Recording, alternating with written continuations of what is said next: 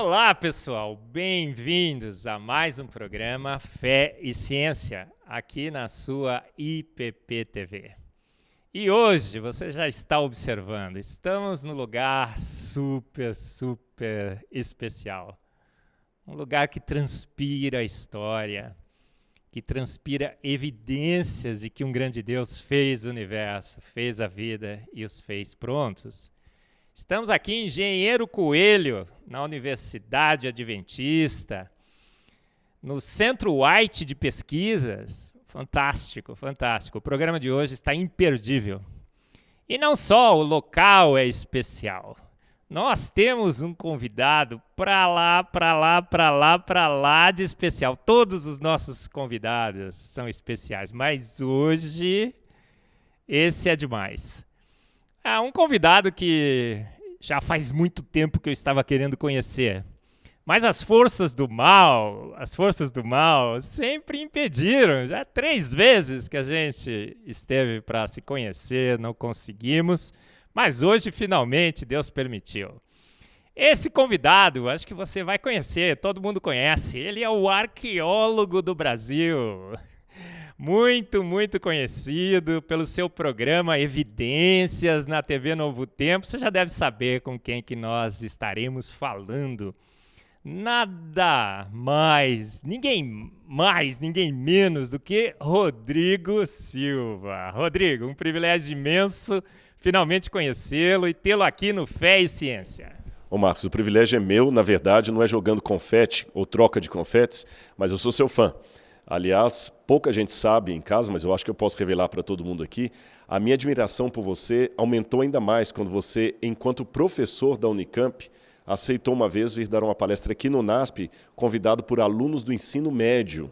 Você veio com boa vontade, falou, e aquilo repercutiu tão bem na época, que alguém falou assim, um professor da Unicamp com tantas ocupações, e veio aqui atender a uma turma do ensino médio. E depois, fora, é claro, toda a sua defesa apologética da Bíblia, do criacionismo, do design inteligente, isso realmente impacta e nós temos orado por sua família e por sua vida também. Se você é meu fã, eu sou o seu big fã. Fãzaço, Rodrigo. Tenho te acompanhado também na TV, né? Seu conhecimento, assim, vastíssimo. A forma como você fala, assim, com autoridade, com sinceridade. Sou teu fã também, Rodrigo. E todos aqui que estão nos vendo hoje, não é? Também, você tem fãs pelo Brasil todo. E é um privilégio muito grande. A gente já teve para se encontrar 2 vezes. Primeiro na Unicamp, né? Você lembra desse evento, Rodrigo? Lembro. Aliás, como lembro. Saiu até numa revista de grande circulação no Brasil aí, né? Foi noticiado Deus fora da Unicamp. Houve um desentendimento lá, que alguns achavam que a área de ciência é uma área que abjeta a temática de Deus, um absurdo total. Principalmente considerando que alguns congressos científicos sediados em universidades públicas falam até da destilação da cachaça como sendo um tema científico.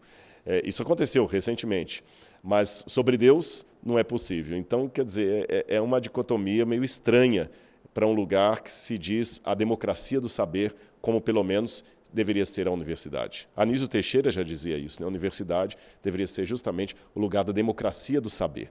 Mas, às vezes, nós voltamos àquelas universitas medievais lá, onde as censuras colocam claro que assuntos podem ou não ser tratados numa universidade, especialmente uma universidade pública que não tem dono. Mas, Rodrigo, e todos que estão nos assistindo, né? Foi um tiro no pé, não foi? Porque a repercussão foi imensa. Eu acho que praticamente todo lugar que eu vou no Brasil, eles falam, o que aconteceu naquele evento lá da Unicamp, não é? Que Deus fora da ciência e tudo mais. Deus escreve certo por linhas tortas. Você também acha que esse ditado está correto? Bom, quem sou eu para falar de física quântica? Não é minha área, mas eu vou arriscar fazer um paralelo. A física quântica, você sabe melhor do que eu, que é a área que você estuda, ela tem leis que a física ampla não faz o menor sentido, né? Os objetos ali no microcosmo, a gravidade não vale nada. Então, na verdade, não é que Deus escreve certo por linhas tortas. Ele escreve certo por linhas certas que nós não conseguimos captar pela observação ou pelo método científico. Então, nada mais, aquilo que parece ser torto pensando na física quântica, que não é, na verdade é apenas a maneira correta de Deus fazer as coisas, mas nem sempre por caminhos ou métodos observáveis. Perfeito, Rodrigo. Olha, e nós tivemos também mais uma chance de nos encontrarmos ali em Piracicaba. Um evento, acho que é Pint of Science, não é? E o evento seria num restaurante, alguma coisa assim. Tinham lá uma reserva de 40, 50 lugares. E sempre na véspera, não é assim? Cancelaram. Mas outro tiro no pé. A gente não se encontrou, mas foi outro tiro no pé. Porque eu fui dar uma palestra lá, eles marcaram em outro lugar, o anfiteatro estava abarrotado. Se o meu anfiteatro estava abarrotado, eu imagino o seu. Você também foi lá, não foi? Não, o meu foi cancelado. O do Point of Science acabou não acontecendo. Pelo menos o meu não foi barrado também. Na última hora, acabaram falando que alguns membros do conselho não aceitaram mais que se fizesse, aí quem convidou pediu desculpas e até houve o questionamento, porque era justamente uma das temáticas ali que era sobre destilação da cachaça, e tudo que envolvia espiritualidade e Deus foi tirado fora. O seu parece que, como era um dos primeiros, acabou escapando, mas os que vieram depois eles cancelaram. Acho que foi assim, acho que o meu eles remarcaram. Acho que você não podia, por seus realmente, agora estou lembrando pela memória. Na verdade, o seu foi remarcado, mas quem já remarcou o seu já não foi mais o próprio Point of Science. Isso. Foram alguns que eram membros do Point of Science e ficaram chateados por você também ter sido excluído e fizeram, mas a data eu já não poderia ir mais. Muito bem, a gente ia se encontrar um pouco antes também, mas teve um surto de Covid aqui no UNASP, né? Mais uma vez falei assim, nossa, as forças do mal estão ativas. Mas finalmente estamos aqui, né? E com muito prazer, viu? E graças a Deus já está tudo resolvido, os alunos estão todos bem, estamos tomando, é claro, as devidas distanciamento e tudo mais. O pessoal sabe, né? Antes aqui todo mundo com máscara, mas não somente com os recursos que a ciência nos dá, mas acima de tudo, oração em Deus, profilaxia, uma vida saudável, tudo isso também ajuda a combater esse vírus e, como você mesmo fala, as forças do mal. Amém. Rodrigo, a gente sempre começa o nosso Fé e Ciência com a numa sessão em que o convidado fala um pouco de si. Eu sei que às vezes não é muito assim simpático falarmos sobre nós mesmos, mas a gente quer conhecer o Rodrigo como o Rodrigo se vê, como ele se entende, ele contando a sua história. Então a sessão agora é Rodrigo pelo Rodrigo. Conta um pouco sobre sua vida, onde você nasceu, se você nasceu já num lar cristão, se a sua fé já foi fortalecida desde pequeno, mas se você se desviou, se você se reaproximou de Deus. E como que você encontrou a arqueologia? O que a arqueologia significa para você através da sua fé? Depois a gente vai entrar na caixa azul aqui, o pessoal não está vendo, viu, pessoal? Mas tem a caixa azul do Rodrigo Silva aqui, que tem mistérios e mais mistérios, segredos e mais segredos. Estou vendo aqui, fantástica essa caixa, hein? Mas conta um pouco do Rodrigo pelo Rodrigo. Bom, eu nasci em Belo Horizonte, numa família católica de IBGE. Quando eu digo católico de IBGE, você já entende, não eram praticantes, eram até sincréticos, porque eu lembro que ao mesmo tempo que os meus pais passavam diante de uma igreja católica e faziam o sinal da cruz, quando havia os missionários que tinham aquelas convocações de a chave do poder, estava minha mãe lá também, e também espiritismo. Então, quer dizer, entrava de tudo ali, de tudo um pouco. Um caldeirão de confusões teológicas e religiosas. Eu sempre tive uma busca pelo sagrado manifestada desde cedo, desde a mais tenra idade. E eu procurei, então, a Igreja Católica, levado por uma tia de consideração, e as missas. Na verdade, eu que ia. Os meus pais, não, como eu falei, eram católicos de IBGE. Então, desde cedo, eu tinha aquela busca de Deus, mas era uma busca que mesclava dúvida que levava à certeza. Porque, desde pequeno, eu sempre fui muito questionador, muito curioso, muito argumentador, e isso, é claro, foi desenvolvendo e amadurecendo-se. Depois que eu era adolescente, eu me tornei adventista do sétimo dia, fui fazer teologia, e sempre com essa mente inquiridora, questionando, pesquisando, perguntando. Eu me lembro mesmo nas aulas do ensino médio, onde uma professora uma vez escreveu uma redação que eu tinha feito, você falou que a gente tinha que fazer uma redação sobre Vidas Secas, Graciliano Ramos. E eu fiz uma resenha crítica, eu critiquei os pontos fracos que eu achei no livro, imagina, eu devia ter uns 10, 12 anos de idade. Aí eu lembro até hoje, a professora de redação falou assim, criticando Graciliano Ramos, olha, então quer dizer, eu fiquei assustado, assim, não podia, né? Quando eu fiz teologia, na sala de aula, já me apaixonei, porque foi a primeira vez que eu ouvi falar em mestrado, doutorado, a gente não sabia o que era isso. Hoje está mais comum no Brasil a ideia de mestrado, Sim. doutorado, pós-graduação, mas lá pelos anos 90, quando eu fiz a minha faculdade, quem tinha um curso superior já era uma coisa muito boa, porque muita gente tinha um ensino médio, o fundamental, ou menos do que isso. Quando entrava um cristão na universidade, na minha igreja, fazia um culto de louvor. De ação de graças. A ação de graças. Isso. Mesmo quando eu me tornei adventista lá em Belo Horizonte, eu lembro, na igreja da Santa Inês, que era uma igreja até boa, só havia 3 pessoas com curso superior. O pastor que tinha teologia, na época não reconhecido pelo MEC, um professor de português que tinha letras e uma professora de biologia, que tinha faculdade de biologia. Mais ninguém, numa igreja de 300 e tantos membros. Então, hoje não, hoje eu volto à mesma igreja e só de jovens formados em direito ali, um dia eu contei 17, na mesma igreja. Então, isso mudou um pouco. Se realmente a expansão do curso superior no Brasil significa uma melhora desse ensino, isso aí é pano para manga para um outro discurso. Outro programa. Numericamente, os diplomas no Brasil aumentaram exponencialmente. Qualitativamente falando, é outra polêmica, é outro debate, é outra temática. Mas, quando eu fui, então, fazer a faculdade de teologia, que eu lembro os professores entrando em sala de aula, em metodologia de pesquisa, e explicando o que era um PhD, o que era uma livre docência, o que era um mestrado, e todos eles tinham feito nos Estados Unidos. Então, eu me recordo de 2 professores, por exemplo, o professor José Carlos Ramos, doutor José Carlos Ramos e o doutor Amin Rodor, que levaram na sala de aula a tese doutoral que eles fizeram.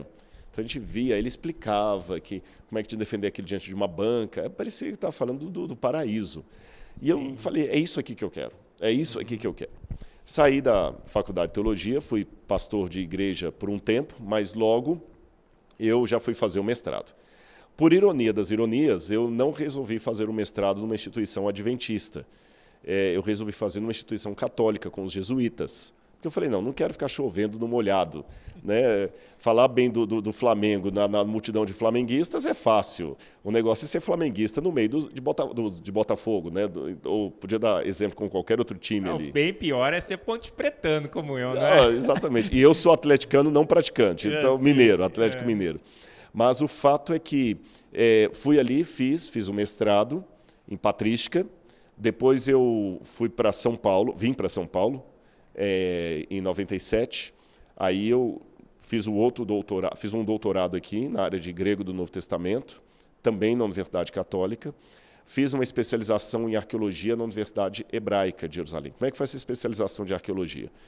Quando a gente faz o doutorado, você tem que fazer uma categoria major e minor. Na sua área também eu presumo que seja assim. Na área de humanas, geralmente é assim. E minha área de major, a área de maior concentração, era Bíblia, Escritura, Novo Testamento, grego. Mas o minor, eu escolhi arqueologia. Por quê? Era uma chance que eu tinha de ir para Israel pelo menos uma vez na vida, assim era a ideia, e poder conhecer a Terra Santa. Só que quando eu cheguei lá, eu me apaixonei tanto pela arqueologia, pela coisa, que eu falei, dá para fazer um bom casamento entre a arqueologia e a teologia. E aí eu fiz o curso lá de especialização na Universidade Hebraica, para valer ali até como minor do doutorado. Aí fiz escavação, voltei, fiz outra escavação. Uma época que Israel teve um problema de guerra com a intifada, eu tive que escavar na Espanha. Outras vezes eu escavei na Jordânia, quando eu fiz o pós-doutorado em arqueologia bíblica. Aí, depois de tudo isso, eu resolvi fazer mais um doutorado em arqueologia clássica pela USP, para ter justamente uma ideia de arqueologia no Brasil, que tudo que eu tinha estudado de arqueologia era no exterior. Então a USP abriu as portas, eu fui ali, fiz mais um doutorado, fiz pesquisas com a USP e estou aqui no NASP, cuidando do museu, lecionando, fazendo programa, escrevendo artigo, livro e assim vai. Fantástico, pessoal. Conhecemos um pouco mais do Rodrigo Silva, a sua aventura aí na sua formação, teólogo, arqueólogo. Mas agora a pergunta que não quer calar, né, Rodrigo? Você estudou arqueologia e escavou, inclusive, em busca de artefatos e tudo mais. E a pergunta que acho que todo mundo quer fazer para você, acho que a gente já sabe a resposta, a arqueologia te afasta ou te aproxima de Deus? Olha, eu respondo com uma parábola, uma comparação, que aliás não é minha, é de Santo Agostinho. O mesmo sol que seca e endurece a argila, derrete a cera. O sol é o mesmo. Depende se eu me coloco diante dele como argila ou como cera. Então ele pode derreter o meu coração ou ele pode me endurecer. A mesma coisa Deus. Aliás, pior até, eu tinha esquecido de falar, pior do que a arqueologia como desafio para a fé, eu também fiz filosofia. Enquanto eu fazia o doutorado, eu fiz faculdade de filosofia. E a filosofia que te põe um monte de dúvidas na cabeça, um monte de porquês. Então, alguém que já vinha de uma mente inquiridora, a filosofia potencializou ainda mais isso. Mas tanto na teologia, que a teologia também pode afastar a pessoa de Deus, a pessoa se torna um tecnólogo em divindade. Então, tanto na teologia, quanto na filosofia, quanto na arqueologia, o que eu descobri é o seguinte, são caminhos que estão me mostrando mais a respeito desse Deus do que eu podia imaginar. Muito mais, muito mais. A arqueologia, ela não prova que a Bíblia é a palavra de Deus. Não é esse o papel da arqueologia. E você sabe muito bem como trabalhar método científico e as limitações do método científico.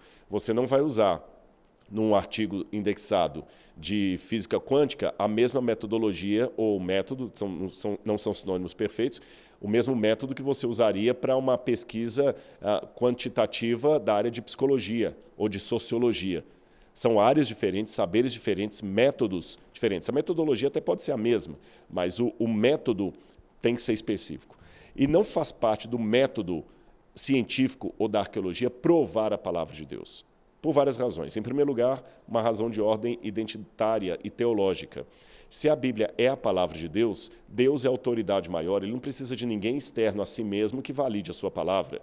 Eu preciso de uma credencial para mostrar quem eu sou. Você também, para entrar em determinado lugar, aqui no NASP hoje me pediram o nome de vocês, com certeza o pessoal da segurança, quem são vocês? Fulano de tal, pode até pedir o documento. Deus não precisa mostrar documento para ninguém, ele é a sua própria autoridade.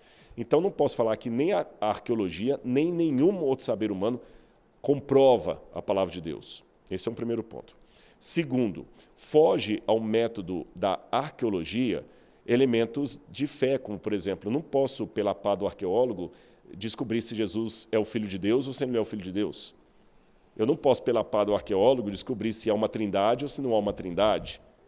Como também não posso, pelo microscópio de um biólogo, saber se Maria era virgem ou não era virgem. Sim. Agora, eu posso, pela arqueologia, verificar se a história que a Bíblia Sagrada apresenta é verdadeira. Isso. Se essa história for verdadeira, a teologia que se assenta sobre ela também o será. Porque, diferente de outros livros clássicos ou mesmo religiosos da humanidade, Bhagavad Gita, livro dos Vedas, o livro Tao Te Ching, do taoísmo, ou o Alcorão, a Bíblia é o único livro religioso que precisa de uma fundamentação histórica para ser legítimo. Então, por exemplo, o Bhagavad Gita, um hindu, não existe a arqueologia do Bhagavad Gita. Se nós fôssemos hindus, você não estaria tendo essa entrevista comigo, pelo menos não nessa temática, porque para o hindu, se Arjuna e Krishna existiram ou se é um mito, não faz diferença nenhuma.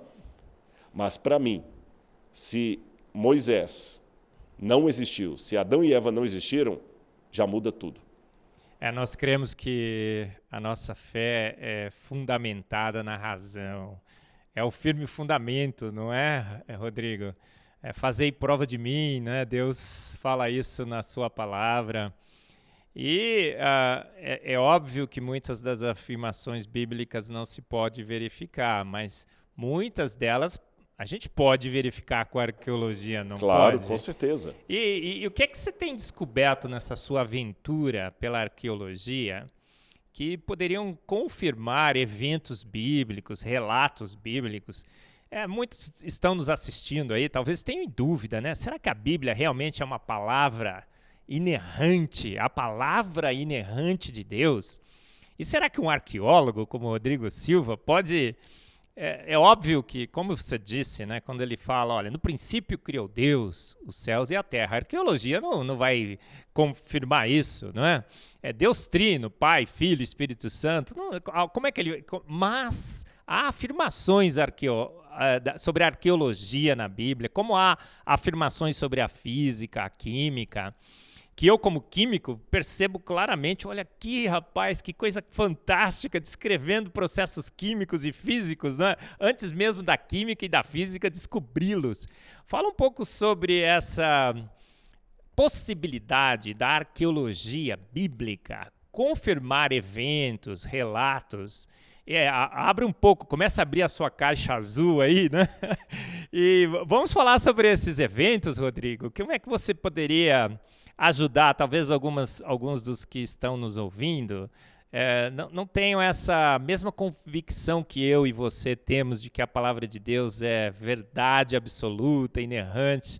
Através da arqueologia, o que é que você poderia dizer para essa turma toda aí? Bom, eu vou partir do macro para o micro. Aí eu chego na caixa. Aí chega na caixa. Em primeiro lugar, é bom que todos entendam, Marcos, que arqueólogo de verdade trabalha com fragmentos de história. Não é aquela cena de Indiana Jones, que o sujeito abre uma caverna, chega lá, está o palácio do rei intacto, com teia de aranha, um esqueleto ainda sentado no trono, com a espada aqui, um anel no dedo. Isso não existe. Não, né, e que ele vai pegando uma sacola e vai jogando tudo de ouro ali dentro, e daqui a pouquinho começa a desmoronar tudo. Não é assim. Você tem ação do tempo, guerras, terremotos, ação humana. Essas coisas fazem com que 90% do passado arqueológico da humanidade, ou mais, tenha desaparecido.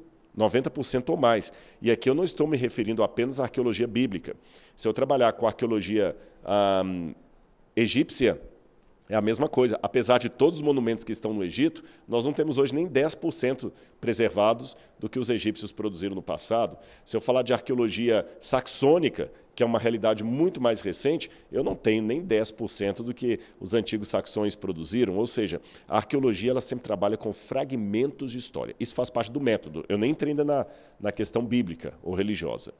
Se a arqueologia trabalha com fragmentos de história, com base em que os arqueólogos fazem afirmações sobre o passado? Porque, por exemplo, eu não tenho nenhuma comprovação arqueológica que Alexandre o Grande esteve na Índia. Que a história conta que Alexandre foi até a Índia, lá provavelmente ele contraiu febre tifoide, vindo a morrer na Babilônia. Mas nós não temos nenhuma comprovação arqueológica disso. Nós não temos, com exceção das pirâmides do Egito e alguns resquícios do mausoléu de Halicarnasso e do templo de Zeus, nós não temos nenhuma prova das demais 7 maravilhas do mundo antigo. Eu já estive em Rhodes várias vezes. Não dá para ver lá nem onde o Colosso de Rhodes, nem onde ele ficava, ninguém sabe com certeza. É difícil o presente ser a chave para o passado. Não, né? é James Hutton, né? Então não existe isso. Né? Ou seja, se uma estátua do tamanho do Colosso de Rhodes, que de acordo com as descrições antigas, dá hora para passar um navio entre as pernas dela, uma estátua dessa desaparece sem deixar nenhum fragmento, então quer dizer, é possível que o passado desapareça. A partir disso, como é que os arqueólogos fazem afirmação sobre o passado de maneira científica, de maneira acadêmica, de maneira intelectual? Usando o mesmo princípio que os estatísticos usam para fazer afirmações, mesmo não tendo o quadro geral.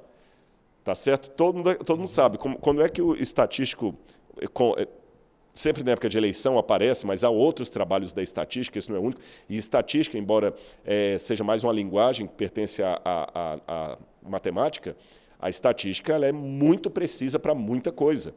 Mas, por exemplo, muitas vezes a estatística comete algum erro ou faz afirmações com base apenas na parte. Ela fala assim, olha, o Ibope entrevistou 2.650 pessoas no estado de São Paulo e determinou que, se as eleições fossem hoje, Cecília Meirelles ganharia em primeiro turno numa disputa com Monteiro Lobato. Sim. Né? E muitas vezes acertam. Mas você vê, o Brasil, nós temos aí 200 milhões de habitantes, mais ou menos, o Brasil deve ter. Eles só entrevistam 2.000 e poucas pessoas e falam que, se fosse hoje, Cecília Meirelles ganharia e Monteiro Lobato perderia. Então é porque tem uma fundamentação científica naquilo ali. Você trabalha com amostragem. Até a amostragem correta. Então, a arqueologia ela também não tem o quadro geral do passado, mas ela tem uma amostragem mais do que significativa para poder fazer afirmações. É este princípio, Marcos, bem acadêmico, bem científico, que eu uso em relação à Bíblia. Eu não tenho um artefato arqueológico, nem estou excluindo aquela parte que realmente a gente nunca vai ter, que você mencionou aí, Trindade, divindade de Jesus, porque não alcança, não é papel da arqueologia provar isso, tá certo? Como também eu não vou, através do exame de DNA, comprovar se Júlio César atravessou o Rubicão. O exame de DNA é preciso, é maravilhoso, mas ele não consegue confirmar aquilo. Por quê? Porque está fora do alcance dele. Então, está fora do alcance da arqueologia confirmar algumas declarações bíblicas. Mas daquelas que a arqueologia poderia, em tese, afirmar, eu tenho que admitir que eu não tenho uma comprovação arqueológica para cada versículo da Bíblia. Mas o pouco que já encontramos, pensando em termos estatísticos, me dá uma amostragem mais do que significativa para eu afirmar, o livro como todo é verdadeiro. Magnífico. Ou seja, Cecília Meirelles vai ganhar em primeiro lugar. Eu não preciso pesquisar todo o Brasil para ter essa certeza, basta ter uma amostra qualificável. Com a Bíblia é a mesma coisa. E antes de entrar na caixa, eu posso dar alguns exemplos aqui. Sim. Por exemplo, a Bíblia falava da existência de um rei chamado Sargão, na época de Isaías. Isaías fala, no ano em que Tartã veio a mando de Sargão, rei da Assíria. Isaías viveu no 8º século a.C. Aí o problema é que o Sargão, que se conhecia na história, ele era da época do bronze, ele viveu na época de 2000 a.C. Então, colocar Sargão na época de Isaías parecia uma estupidez tão grande, como se eu falasse assim, no ano em que Marcos Erbelin veio ao NASP a mando de Dom Pedro I, não faz sentido não algum. faz sentido algum. Só que, a partir do século XIX, quando a arqueologia começou a desenvolver mesmo, ela demonstrou novas páginas da história que os historiadores clássicos desconheciam. E comprovou-se a existência de um Sargão II, que viveu na época de Isaías. E quando os especialistas conseguiram decifrar a escrita cuneiforme, a escrita da Assíria, por exemplo, descobriram que até o nome Tartã não é um nome próprio. Em algumas Bíblias, em algumas versões, está assim, no ano em que Tartã, enviado por Sargão, rei da Assíria, veio a Asdod e a sitiou, tá até em algumas Bíblias em português tem Tartã com letra maiúscula, como se fosse um nome, como Rodrigo, Marcos, próprio. João, Maria. Esse Tartã, na verdade, é um termo técnico assírio para general. Olha só. Que o autor bíblico, Isaías, apenas pegou, como nós também em português falamos, e-mail, download, internet, que não são nomes brasileiros. Nós estamos emprestando da língua inglesa. E não havendo uma tradução, escreveu Tartã. Exatamente. Né? E ele acabou escrevendo Tartã, como a gente também fala assim, eu vou lhe passar um e-mail. Mas e-mail não é uma palavra brasileira que nós incorporamos. Então, Isaías também falou, ele enviou Tartã, que é um general, como se diz na Assíria. A gente fala um CEO da empresa, CEO também. Não é a palavra brasileira. Outra questão. Muitos diziam que Davi era um personagem mitológico. A escola de Copenhague vivia afirmando isso com uma arrogância tremenda. E a arrogância chegou a tal ponto, eu estou falando de uma coisa mais recente, porque Tartã foi século XIX que comprovaram. Vou falar algo mais recente. Em 1992, só para você ter uma noção, havia um ceticismo tão grande em relação à historicidade da Bíblia que muitos professores da famosa escola de Copenhague diziam que Davi é tão histórico quanto o rei Arthur da Távola Redonda. Uau. Que é isso, né? E o preconceito chegou a tal ponto, já que você iniciou a nossa fala aqui, falando um pouquinho sobre os problemas com algumas universidades públicas que não aceitam a fé ali. Então, vou contar um exemplo do continente, do velho mundo da Europa. André Lamer é um dos maiores epigrafistas da Universidade de Sorbonne, professor emérito da Universidade de Sorbonne. Na época, ele ainda era professor titular. André Lamer tinha pego no Museu do Louvre uma antiga pedra chamada Estela de Mecha, que foi levada para lá no século XVIII por um missionário chamado Frederick Klein, que trouxe essa pedra quebrada da Jordânia. E eles fizeram um decalque e tentaram reconstituir a pedra. André Lamer, esse epigrafista, leu no aramaico da pedra a expressão Beit David, que seria a mesma expressão aramaica e hebraica para casa de Davi, falando da ancestralidade de Davi, como se eu falasse assim, a dinastia davídica. Isso seria uma prova inconteste de que Davi existiu. Mas, Marcos, o preconceito dos pares foi tão grande que André Lamer, embora tivesse muitos títulos, tivesse vários artigos indexados, tinha uma reputação, ele ficou no ostracismo, quase perdeu a cátedra dele na Universidade de Sorbonne, porque ele declarar que Davi existiu, levantar essa hipótese era tão estúpido como se eu quisesse falar que eu vou provar a existência de Saci Pererê. É como falar que Darwin hoje está errado. Exatamente. É assim? O pessoal não quer te ouvir. Sim. Um ano depois, em Israel, o professor Avram Viran, numa escavação no norte de Israel, em Tel Dan, descobriram uma pedra basáltica escrita em aramaico que foi datada, tudo direitinho, como sendo do 8º século a.C., e lá traz a mesma expressão, Beit David. A princípio, os céticos falaram, é mentira, essa pedra não existiu, provou que existiu. Chegaram a aventar que o professor Avram Viran tinha colocado a pedra na escavação, fizeram todo, ela realmente procede, ela é antiga. Aí, agora, em 2019, início de 2020, final de 2019, outros pesquisadores da Universidade de Sorbonne fizeram uma nova técnica de leitura de inscrições antigas, que você pega a letra vazada e a coloca como relevo. E conseguiram ler em microscópio o que André Lamer tinha sugerido em 92. E a expressão de fato diz Beit David. André Lamer estava correto. Só anos e anos depois, então hoje eu tenho duas provas. Agora mesmo assim o pessoal diz, não, Davi existiu, nós estávamos errados. Mas ele não era o grande rei do Reino Unificado de Israel. Eles são duros na queda, não é? A gente tem falado muito sobre isso também aqui no nosso programa Fé e Ciência. Grandes embates que a palavra de Deus sofreu ou esteve à frente desses embates durante a história. E a palavra de Deus sempre ganha, não ganha no final, Rodrigo? Se você me permite mais uma história, eu poderia ficar aqui 3 horas contando exemplos para você. Mas hoje queremos ouvir o Rodrigo. Só vou dar algumas aqui. Já que eu falei dessa do André Lamer, teve uma outra coisa interessante também. Os críticos diziam que Babilônia provavelmente não tinha existido. A Bíblia falava de Babilônia, Heródoto, fontes gregas falavam de Babilônia, mas ninguém tinha achado essa cidade. E com um agravante, os exploradores tinham vasculhado o rio Eufrates de canto a canto e não viram nenhuma cidade em torno do rio Eufrates. Porque os relatos antigos, inclusive da Bíblia e fora da Bíblia, diziam que a Babilônia era uma grande cidade e o Eufrates passava no centro dela. Agora você vasculha o rio de canto a canto, não encontra nenhum resto arqueológico. Só que, em 1860, Cláudio James Rich começou a dar atenção para o que os beduínos falavam e começou a escavar a colina de Hilá, a 6 quilômetros de Bagdá, no atual Iraque. E ele descobriu ali uma cidade, mas ele não continuou a escavação. Somente em 1898, que um outro alemão, dessa vez, Robert Coldway, continuou as escavações que duraram 14 anos e provou que Babilônia existiu. Olha só. Mas nos tabletes eles encontraram também a comprovação do nome de Nabucodonosor, rei da Babilônia, e também encontraram a comprovação, aqui foi interessante, do Belsazar, mencionado em Daniel capítulo 5, mas é aí que vem a minha história. Os críticos diziam que Babilônia não tinha existido, aí comprovou.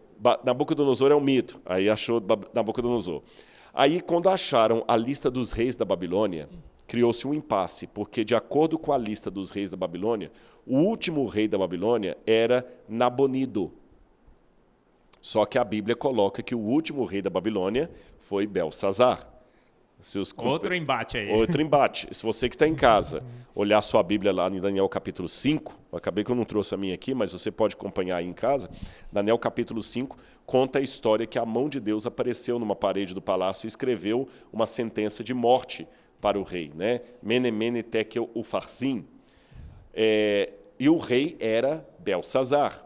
E a Bíblia fala no final daquele capítulo que naquela noite Belsazar foi morto e a Babilônia foi dominada pelos medos e persas. Então, pela Bíblia, o último rei da Babilônia foi Belsazar. Mas a lista oficial dos reis da Babilônia, que foi escavada e está no Museu Britânico hoje, dizia que o último rei era Nabonido. E aí? Muita gente aproveitou, viu? A arqueologia desmente a Bíblia, a arqueologia está contra a Bíblia, é mito e tudo mais. Alegoria, é uma historinha, né? Só que um cético, um que não aceitava a historicidade da Bíblia, chamado William Talbot, estava trabalhando... As rochas falam de vez em quando. Jesus falou, as pedras clamarão. Ele estava no porão do Museu Britânico, decifrando alguns tabletes cuneiformes. Tabletes cuneiformes, depois eu mostro esse aqui, são trechos como esse aqui, olha. Depois eu vou falar um pouquinho sobre a origem da escrita. Como esse aqui, ó. Seria uma coisa mais ou menos assim. Isso, milhares e milhares desses tabletes cuneiformes já foram localizados em toda a Mesopotâmia. Milhares. Aqui no Museu do NASP nós temos pelo menos uns 15 tabletes cuneiformes originais. E um tablete semelhante a esse que ele estava decifrando, escrito em acadiano, trazia o que ele chamou, Talbot, que era o tradutor, a oração de Nabonido. E em determinado momento, Nabonido pede aos deuses que abençoem o seu filho primogênito, Bel-Shar-Ur, ou Belsazar. Belsazar. Aí o próprio Talbot, que eu falei que era incrédulo em relação à Bíblia, ele teve um susto e falou, uau, existiu um Belsazar, filho primogênito de Nabonido, que até então nem o nome dele aparecia. Aí muitos que acreditam na historicidade da Bíblia bateram palma, vibraram, gritaram até um glória, aleluia. Mas os críticos, o próprio Talbot, falou assim, não, peraí, vocês estão entusiasmados demais. A arqueologia continua desmentindo a Bíblia. Por quê? No tablete cuneiforme está escrito que o rei pede a proteção para o seu filho primogênito, o príncipe Belsazar. Então ele não era rei. E a Bíblia, Daniel capítulo 5, coloca como rei. Que ele teria sido um rei. Continua a Bíblia errada, porque Nabonido foi o último rei da Babilônia. E quando os medo-persas atacaram a Babilônia, era ele que estava no poder. Só que, alguns meses mais tarde, um outro tablete que estava no porão ali, porque eram milhares de tabletes nas caixas ali, isso aqui não dá para você ler assim igual você vai lendo a Folha de São Paulo. Você vai tendo que fazer a decifração, demora e tudo mais. Aí um outro tablete foi encontrado, onde conta que, deixa eu colocar aqui, que o Nabonido vivia no deserto de Teimá, no oásis de Teimá, e ele sempre ficava fora da cidade da Babilônia.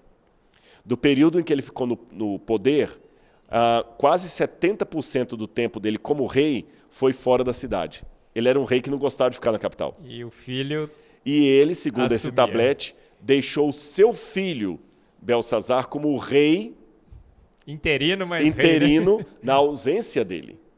Fantástico. E quando os persas atacaram a Babilônia, diz esse tablete, quem estava ocupando o trono da cidade era o filho de Nabonido, Belsazar, que foi morto na noite.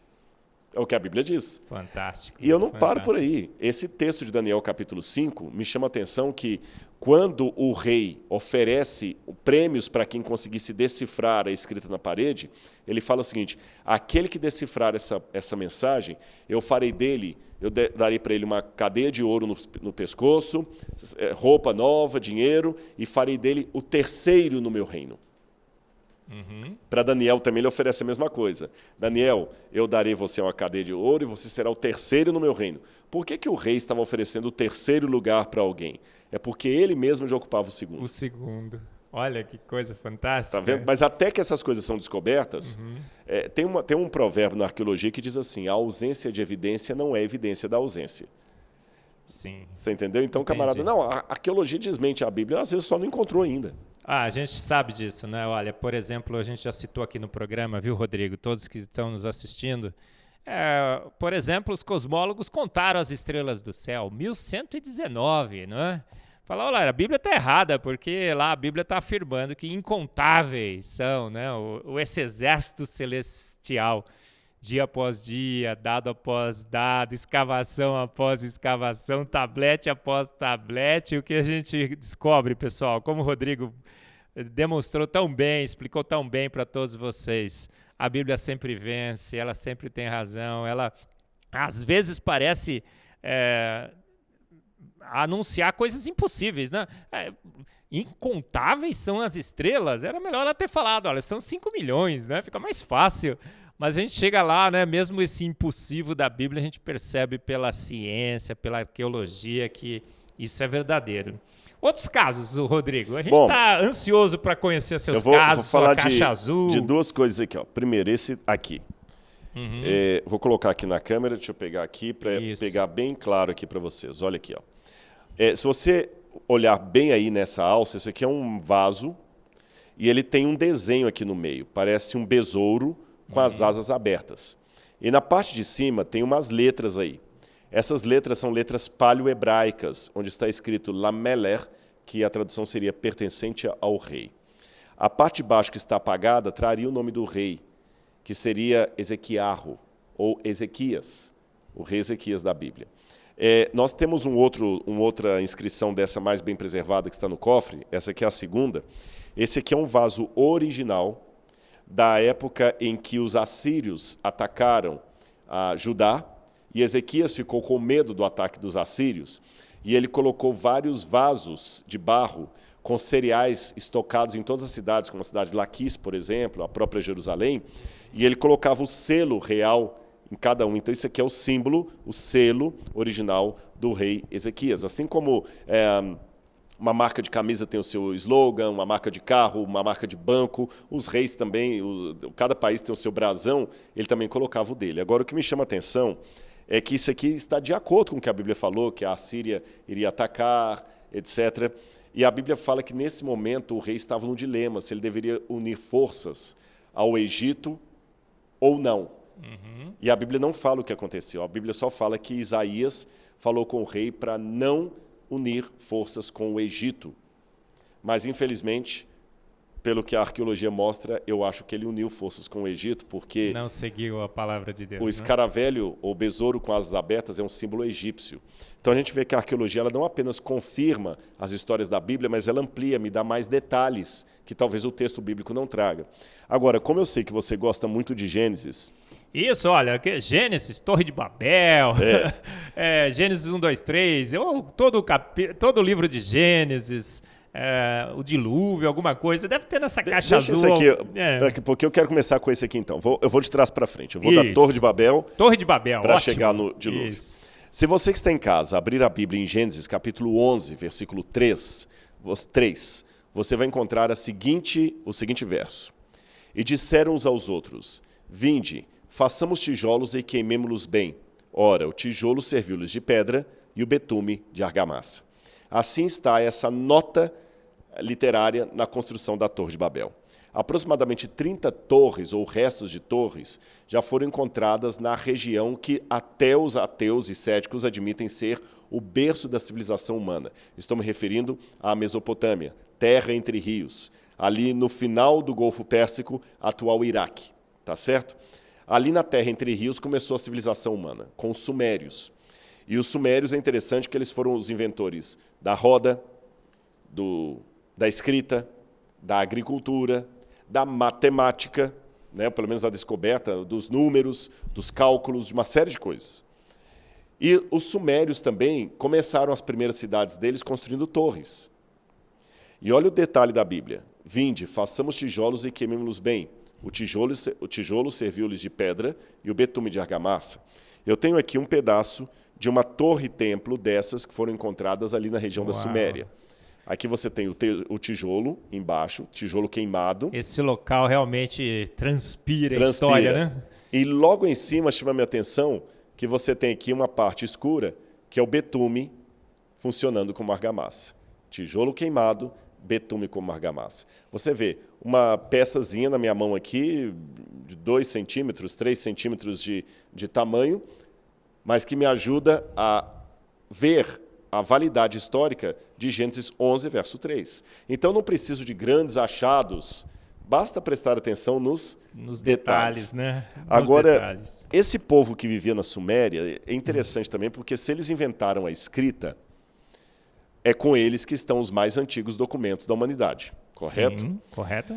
Eu estava conversando com você, né, Marcos, antes da nossa entrevista, explicando um pouquinho a diferença entre o trabalho do arqueólogo, que sou eu, para o paleontólogo. Eu expliquei para o Marcos aqui, eu não trabalho com fósseis, por mais que sempre essas perguntas venham à baila quando estou dando palestra, eu não trabalho com fósseis, eu não trabalho com datação de rochas, eu não trabalho com período cenozoico, fanerozoico, mesozoico, isso aí é a área mais do pessoal da paleontologia, os geólogos. Eu trabalho com a escrita para cá, da invenção da escrita para cá.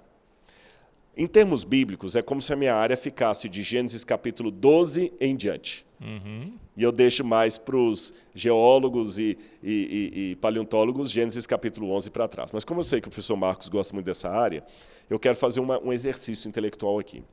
Se os sumérios inventaram a escrita, me interessa ver que história eles contaram, porque é a mais antiga versão da história dos começos desse mundo. O que os sumérios dizem de si mesmos? O que eles falam da origem da humanidade? A primeira coisa que chama atenção é que eles contam que eles são descendentes dos sobreviventes de um grande dilúvio. Uau. E há vários relatos do dilúvio. Esse aqui é um deles, tá bom? O dilúvio sumeriano. O original desse tablete aqui foi escrito mais ou menos 2100 a.C. Moisés escreveu o Pentateuco no século XV, mais ou menos 1425, por aí. Então, estou falando de uma distância de pelo menos 600 anos antes de Moisés.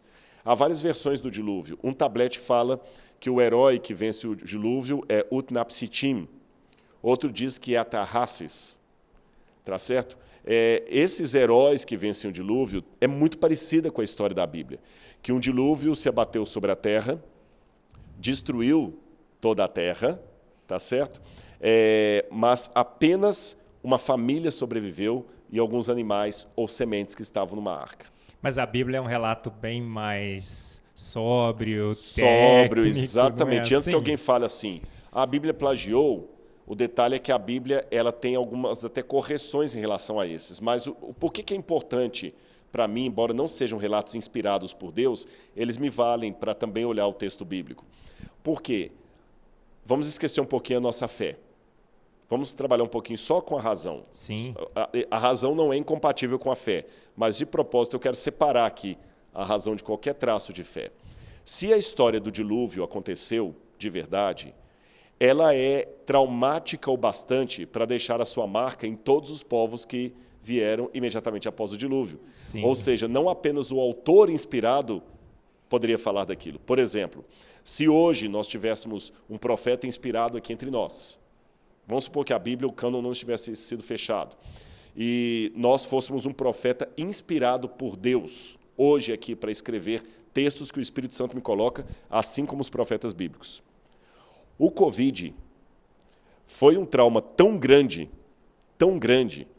que não somente o profeta inspirado vai falar sobre ele, o jornal Sim. da esquina também vai falar sobre Todos. ele. Tá certo? A gente liga a TV, abre o jornal, hoje é Covid, Covid, Covid. E por que há coisas que só o profeta inspirado vai falar e tem coisas que todo mundo vai falar? A magnitude do evento. O pecado do rei é só o profeta que vai falar e vai colocar o dedo lá, como fez com Davi. Agora, um terremoto, uma explosão, um dilúvio mundial, aí todo mundo tem que comentar aquilo. Então, como a Bíblia só começou a ser escrita para aproximadamente 1425 a.C., ali que é o período de Moisés, antes dela, esses eventos traumáticos têm que ter deixado a sua marca nos diferentes povos que foram contando a mesma história. E o povo sumeriano ainda vai mais. Eles falam que eles eram os descendentes daqueles que venceram o grande dilúvio. E aqueles que venceram o grande dilúvio, de onde eles vêm? Os tabletes contam. Eles vieram descendentes daqueles que moravam no paraíso, na região de Dilmun. Dilmun, em sumeriano, significa região do Oriente. Olha aí. Onde Deus plantou o Jardim do Éden? Exatamente. Na Banda do Oriente. Na Banda e do eles Oriente. falam que esse paraíso que fica na região de Dilmun chamava-se Edim ou Edenu, que é muito parecido foneticamente com a palavra Éden. E o primeiro homem que os deuses criaram, aí deuses porque eles são politeístas, do pó da terra, soprando o fôlego da vida sobre ele, chamava-se Adapa, que é a mesma raiz sumeriana para o nome Adão. Adão. Então você vê, a história de Adão é tão verdadeira, que muito antes da Bíblia ser escrita, outros povos já tinham falado dela, porque ouviram acerca daquilo ali. Mas aumentaram um ponto, não é assim, Sim. Rodrigo? Na verdade, o que acontece? Ninguém falsifica uma nota de $3. Você pode inventar uma nota de $3. Falsificar, não. Não, sim. Você só vai falsificar o que existe. E a característica do falso é que ele parece o verdadeiro, ele lembra o verdadeiro, ele imita o verdadeiro. Considerando que Deus revelou verdades para Adão e existe um conflito cósmico entre as forças do bem e do mal, o mal quer enganar, ele quer falsificar o bem. Então ele imita o bem. Por isso que a gente encontra algumas coisas de verdade e algumas coisas falsas, mas você vê há um núcleo ali que mostra que aquela história realmente aconteceu. Perfeito. Pessoal, incrível esse papo com o Rodrigo Silva, não está? Verdades e mais verdades na arqueologia, que confirmam que a Bíblia realmente é verdade absoluta, não só na química, na física, na biologia, na bioquímica, na cosmologia, mas também enterrado nesse planeta, não é assim, Rodrigo? A gente está escavando com a arqueologia dia após dia, descobrindo mais e mais evidências. Rodrigo, agora a gente tem aí, acho que uns 10 minutinhos até o final do programa. Essa caixa ainda está cheia. Acho que a gente vai ter que voltar outro dia aqui, né? O Lucas, o Luan que está com a gente. Luan é um fã do programa, eu não esqueci de falar isso, gente. Evidências, depois no finalzinho a gente vai falar um pouco sobre esse programa fantástico. Mas aí, vamos aí, nesses últimos 10 minutos, Rodrigo, esvazia essa caixa, por favor. Então, para fechar até de uma maneira assim, curiosa, histórica, arqueológica e ao mesmo tempo espiritual, eu vou mostrar como é que Deus trabalhou. A gente estava falando justamente de outras versões sobre o Éden que existiram, que eu não posso tomar como versões inspiradas por Deus, mas como memórias que as pessoas foram tendo acerca do Éden. E cada um contou, mudando um pouco ali e tudo, mas o núcleo permanecia o mesmo. Aí, um belo dia, Deus chamou Moisés e deu algumas incumbências para Moisés. Você vai voltar ao Egito, você vai tirar o meu povo do Egito, mas não somente isso, você vai escrever o começo do meu livro. Eu presumo que Deus estava percebendo que a tradição oral, aquela dita de pai para filho, estava com mais risco de se perder à medida que os séculos se passavam desde o Éden. Então, podia ser que a coisa ia distorcer, ia perder essa tradição. Então, era necessário que escrevesse, tornasse aquilo por escrito. E a invenção da escrita foi algo maravilhoso, que eu falei que começou na Suméria. Aqui eu tenho os primeiros elementos que foram escritos, era uma escrita pictogrâmica. Você vê que eles fazem desenhos, cada desenho representando uma ideia. Sim. Então você começa com uma escrita ideogrâmica, depois pictogrâmica. Depois essa escrita foi evoluindo. Aqui, se a gente pode falar de evolução, não existe evolução das espécies. É uma evolução inteligente, um design evolutivo inteligente. Ou seja, não é uma evolução cega, houve criadores da inscrição. Então aqui eles trocaram depois com o tempo os desenhos por pequenas, eu até mostrei já aqui, vou mostrar de novo, pequenas cunhas feitas na argila que a gente chama de escrita cuneiforme, tá bom? Os egípcios foram o segundo povo a inventar uma forma de escrita. Aquelas escritas em forma de hieróglifos que nós conhecemos até hoje, né? Também desenvolveram a sua forma de escrita. Então, enquanto os sumérios, lá no norte, escreviam, geralmente fazendo símbolos assim, não é? Eles pegavam a argila, lembra que o que eu estou escrevendo aqui para vocês, os sumérios faziam na argila. Eles escreviam mais ou menos assim. Então, você pega a argila e você vai ver esse tipo de escrita.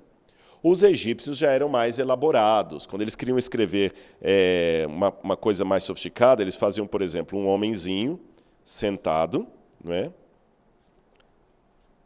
Aí pegavam aqui assim. Aqui você tem a palavra sesh, por exemplo, seria algo para escriba. Como é que eles escreviam os escribas? Está vendo? Tem que desenhar muita coisa. Também era silábica.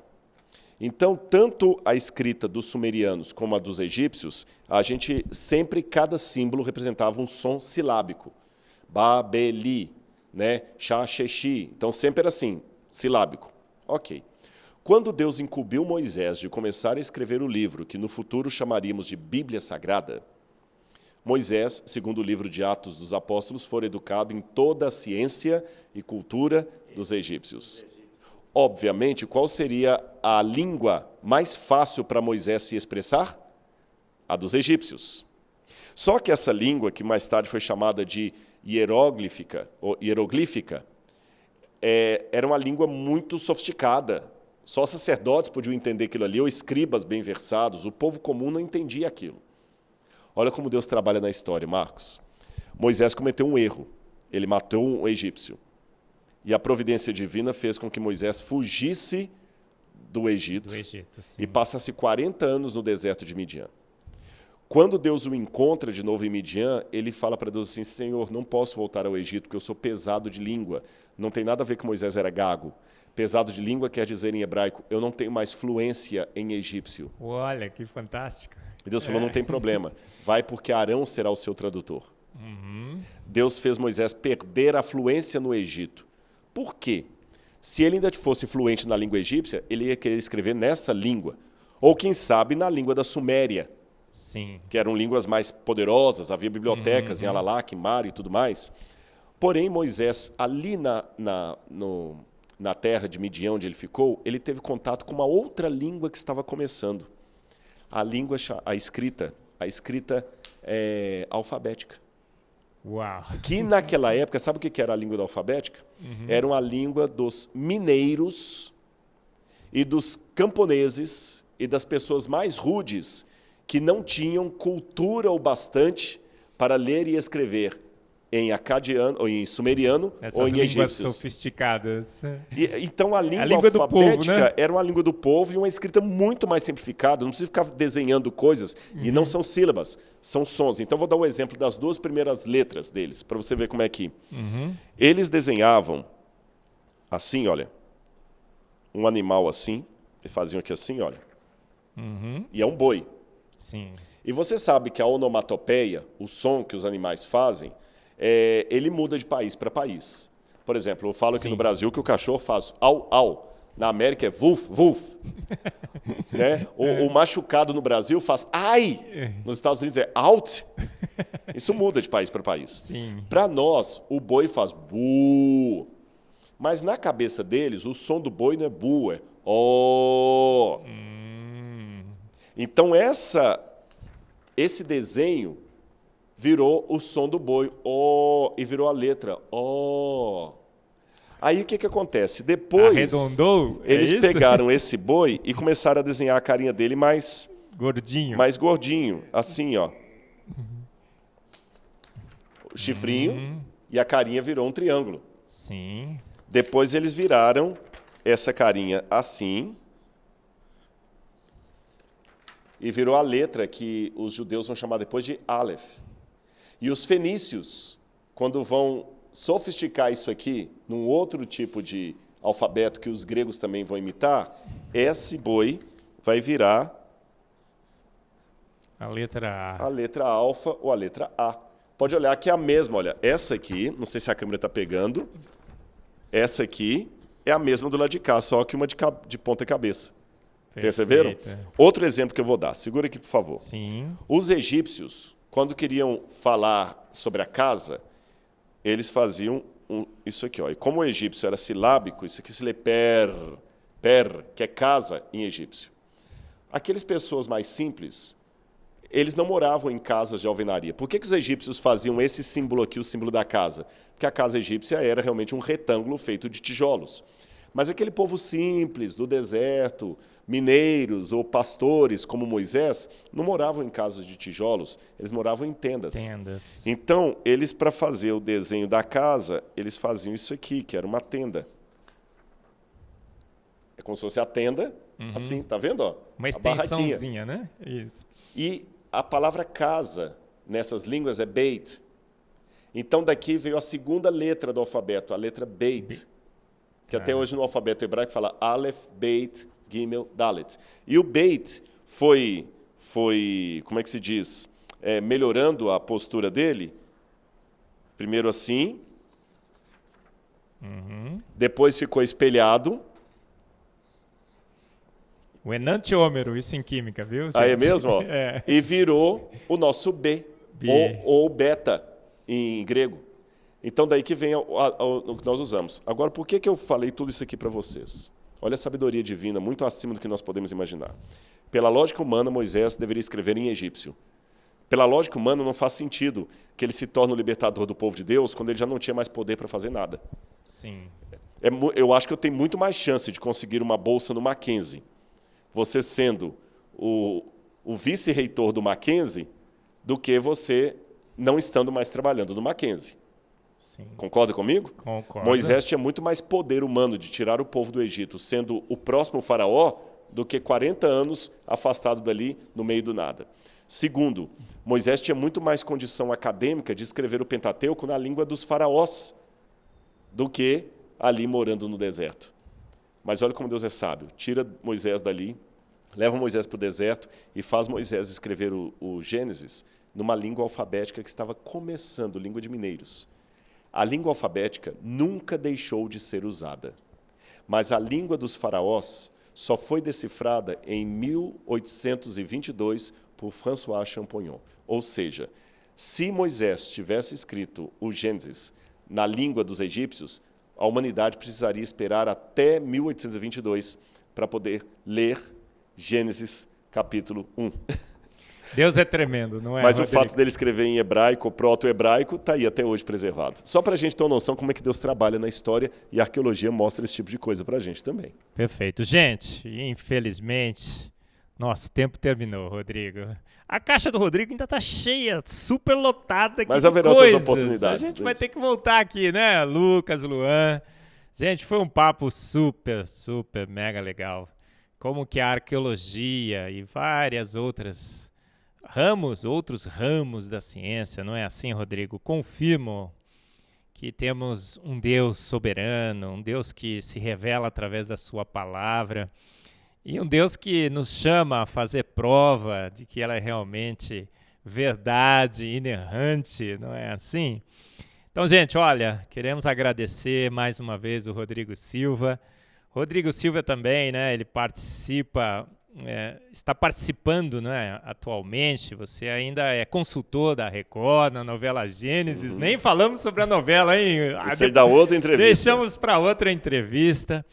Foi um papo super, super, mega legal, com uma pessoa super, super, mega legal, que é o Rodrigo Silva. Você já era fã do Rodrigo e depois desse programa Fé e Ciência ficou, como eu também, fanzaço, eu e o Luan aqui, né? Rodrigo, as suas considerações finais, você tem uns 15 segundinhos aí, tá bom? Não, em 15 segundos eu só posso dizer para você o seguinte: a Bíblia é a palavra de Deus, revelada à humanidade, mas a Bíblia tem uma limitação, sabe qual? A Bíblia fala da história, da experiência de Paulo, Abraão, Isaac, Jacó, Moisés, Daniel, mas ali não está a sua história. Então você pode, de certa forma, completar a história bíblica mesmo com um cânon fechado. Como fazer isto?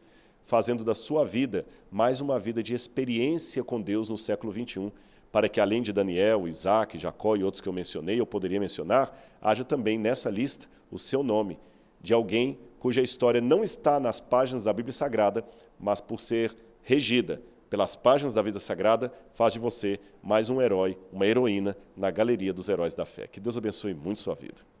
Amém, amém. Nada melhor para fechar esse programa que essas últimas palavras do Rodrigo, não foi, gente? Rodrigo, que Deus te abençoe e te guarde, que Deus faça resplandecer sobre ti o seu rosto, te dê paz, te dê prosperidade, que você que já é o arqueólogo do Brasil, não é? Consiga, através do exercício da sua profissão, tocar ainda mais corações, como você tocou os corações de quem nos estão assistindo e assistirão por anos e anos esse programa na IPP-TV. Você gostou? Então esteja sempre com a gente, toda quarta-feira às 9 da noite, na sua IPP-TV. Assista aos programas anteriores e assista os próximos. Muitas entrevistas sensacionais, como essa do Rodrigo, estarão por vir. Muito obrigado por estar com a gente. Esteja sempre com a gente no Fé e Ciência. Um grande abraço. Muito obrigado.